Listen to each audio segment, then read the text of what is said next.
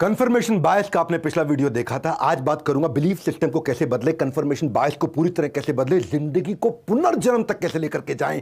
आज वापस आ चुका हूं अपने फॉर्म में। बोला ना, Vivek Bindra is back in action now. Problem आपकी पता है क्या है? Acceptance of this victimhood. ये जो पीड़ित घटिया जिंदगी जी रहे हैं ना इंसान, उसके साथ ओके हो गया बस आदमी। हाँ, अब कुछ भी कर लेना, कुछ नहीं हो। 3 स्टेप का फॉर्मूला दे रहा हूं बिलीफ सिस्टम बदलने के लिए, सुन लो। पहला है एसोसिएशन, आजू बाजू क्या है।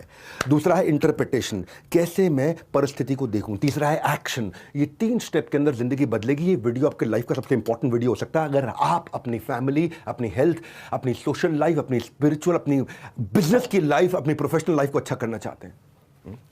सवाल यह है कि बिलीफ बदलते क्यों नहीं है? कौन सा बिलीफ ठीक है, कौन सा बिलीफ गलत है, कौन सा बिलीफ रखूं, कौन सा बिलीफ नहीं रखूं, वो सवाल नहीं है मेरे लिए। सवाल है कौन सा बिलीफ आपको अपनी कंपनी में हायर किया। जितने बड़े बड़े लीडर्स से मैं बाहर जाकर के मिला, कॉन्स्टेंटली मैं ढूंढ रहा था कि उनके बिलीफ क्या है, स्ट्रैटेजीज क्या है, वो क्या जानते हैं। वो जितना जानते हैं उतना तुरंत खा जाता हूं अंदर में, सब ले लेता हूं लर्निंग्स के लिए।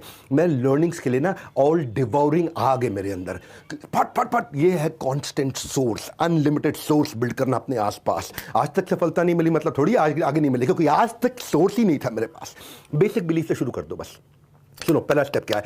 बेसिक बिलीफ से शुरू कर दो, उसको रीइंफोर्स करो। नए पावरफुल रेफरेंसेस, बीमार आदमी को देखा, एक मृत आदमी को देखा, इन 3 को देखते ही इंटरप्रिटेशन निकाल ली कि मैं भी बूढ़ा हो जाऊंगा, मैं भी बीमार हो जाऊंगा, मैं भी मर जाऊंगा, मेरे हाथ से भी सब।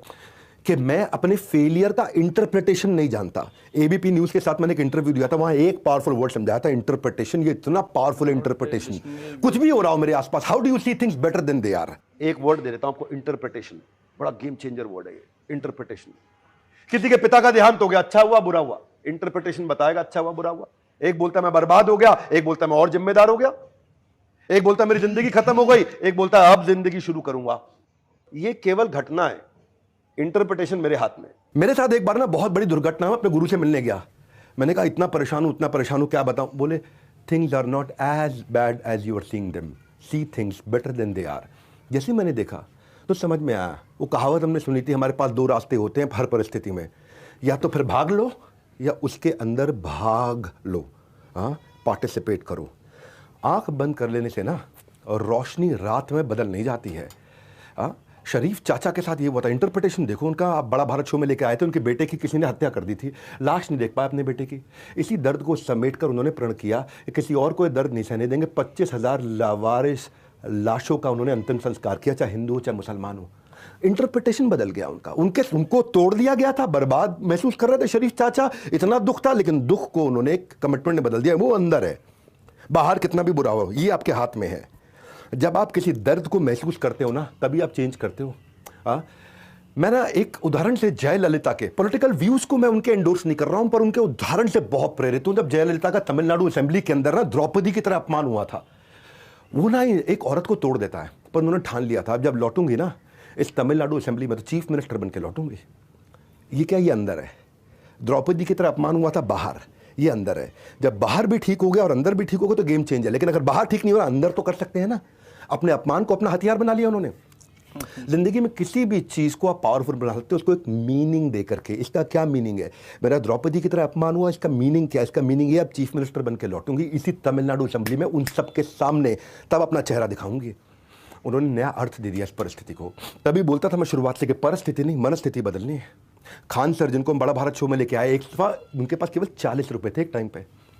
भाई साहब, वो 40 रुपए थे उनके पास में, और गांव जाने का किराया था 90 रुपया। इंटरप्रिटेशन क्या निकाला?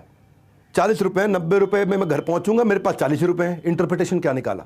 50 किसी से मांग लूं, चोरी कर लूं, उधार ले लूं, क्या कर लूं, कैसे घर पहुंच जाऊं? नहीं, उनका इंटरप्रिटेशन था कि भगवान चाहते नहीं मैं वापस जाऊं। दुनिया का सबसे बड़ा डिजिटल एजुकेशन प्लेटफॉर्म बना दिया, इंटरप्रिटेशन नहीं है। सबसे अफोर्डेबल कोर्स ला रही है, इंटरप्रिटेशन नहीं है। अगर कोई गलती करनी भी है ना, तो इंटरप्रिटेशन में गलती करो, अपने आप को ताकतवर मानने की, अपने आप को शक्तिशाली मानने की गलती कर दो। भाई कम से कम इतनी तो कर लो जिसमें आपकी जान खतरे में ना आती हो। इतनी तो गलती कर ही लो कि मैं ताकतवर हूं, मैं कर सकता हूं। भाई मेरे को स्टेप लेना, क्या चीज है जो मेरी जिंदगी में मुझे आगे बढ़ने से रोक रही है, उसको आज हटा दूंगा बस। क्या वो चीज है जिसने मुझे आज तक बर्बाद कर, उसको खत्म कर दूंगा मैं। हर एक की लाइफ में कुछ ना कुछ रोड ब्लॉक्स हैं जो उसको आगे नहीं बढ़ने दे रहे हैं, उसको आपको ढूंढना है, खत्म करना है। 3 स्टेप में करेंगे, इधर से और इधर से। ये तनिष्क वाले हैं ना टाटा ग्रुप के, गोल्ड में ना सोनार के लिए हर एक के मन में ये होता था कि भाई जो अपनी पहचान का है वो असली सोना देता है, बाकी नकली देता है। सोना अपनी पहचान वाले से लो भाई, गोल्ड अपनी पहचान वाले से लो, पता नहीं क्या मिला के दे देगा।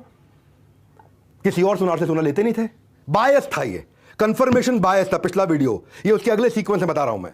तनिष्क ने ताकत देगा, ऐसा ऐसा एसोसिएशन लूंगा, जब भी बुरा परिस्थिति में फंसा तो इंटरप्रेट करके उसको पॉजिटिव बनाऊंगा और कंटिन्यूस एक्शन लेता रहूंगा, तो उसके बाद रिकॉर्ड और हिस्ट्री शूटर दादी की तरह आप बना पाएंगे। जेआरडी टाटा की बात करता हूं मैं।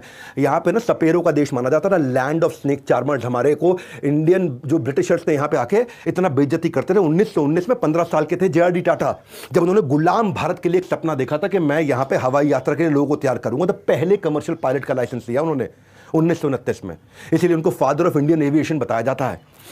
जेआरडी टाटा ने भारत की अपनी गुलाम भारत में 1932 के अंदर डोमेस्टिक एयर कैरियर चालू किया था, अपनी एयरलाइन चालू कर दी थी। आपको वो मिलेगा ही नहीं जो आपको चाहिए। मैं बोल रहा हूं वही मिलेगा जब आपको वो केवल वो ही चाहिए।